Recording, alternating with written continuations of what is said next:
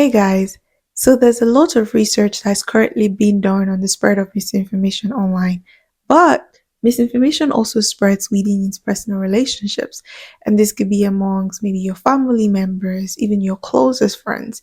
You may be wondering, but why is there a lot of research that is being done on misinformation spread online, especially social media?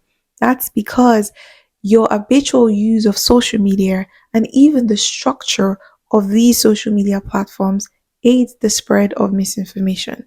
So, social media platforms transcend geographical barriers, right?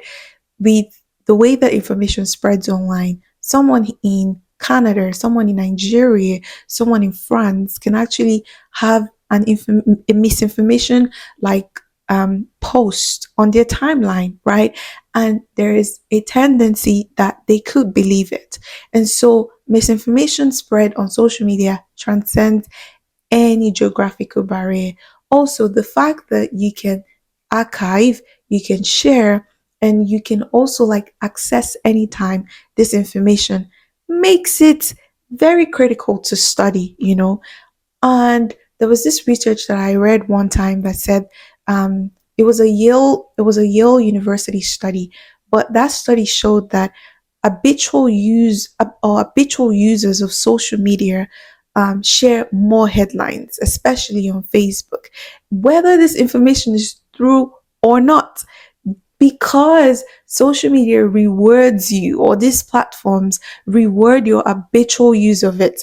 There's also this part about like the whole dopamine rush. So when you share a post or you share an information, whether it is true or not, that has high engagement, likes, shares, comments, reposts, right?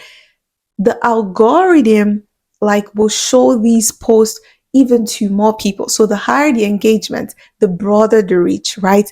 And also there is the dopamine feeling that you get of, oh my God, I have this number of likes and I have thousands of likes.